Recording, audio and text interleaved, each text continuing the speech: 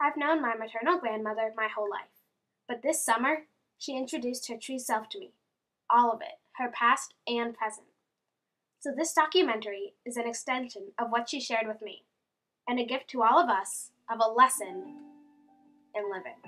I was 9 years old when the Germans came to Budapest.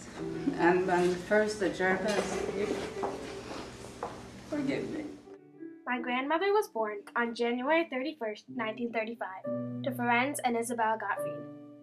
She lived in this apartment with her sister, her parents, and her grandparents. Her step-grandfather Arnold would take her to this synagogue, which we had the chance to visit on our trip to Hungary this summer. She also attended this school, which we also had the chance to visit this past summer. Amazingly, the school was still open as a Jewish school. We got to visit inside her classrooms. We were only allowed on the street 3 hours out of every day, and if you stayed out longer than the hours allowed us, you would be arrested.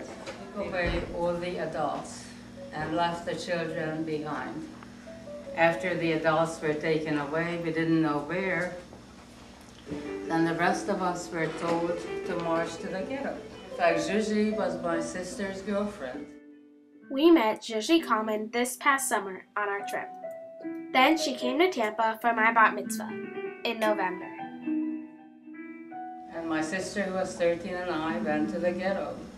And somehow my sister realized that the ghetto wasn't locked yet, that we should walk out, go back to the safe house where we came from, and hope that our mother would come back. And then we found out that my father didn't come back. We were waiting for family members to come home. And we lost several members of our family. Though my grandmother, her sister, and her mother survived in hiding, most of their family did not. They lost her father Ferenc, his brother Martin, his son Yoji, her only cousin, her great-uncle Emmanuel, her grandmother Rose, and her uncle Miklos. Most of the family members that were killed during the Holocaust do not have graves. However, when we visited the Doheny Street Synagogue, we were able to see the tree memorial that symbolized all the lives lost in the Holocaust. Each leaf had a name of someone who was killed. We knew that the family members were there, but we did not succeed in finding leaves with their names on them.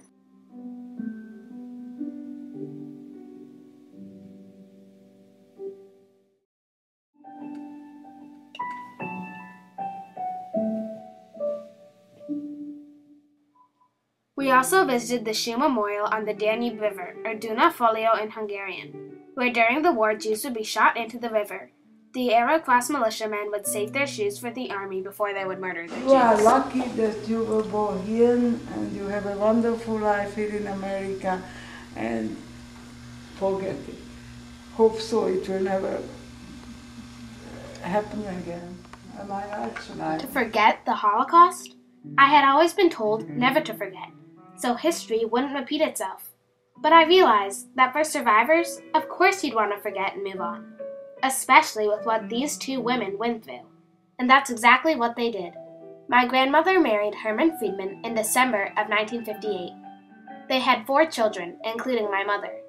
Zsuzsi married Peter Kalman, and both women moved on. But I don't think they forgot, because to live through a time that was filled with hate and intolerance would be impossible to forget. My grandmother always kept her story bottled up.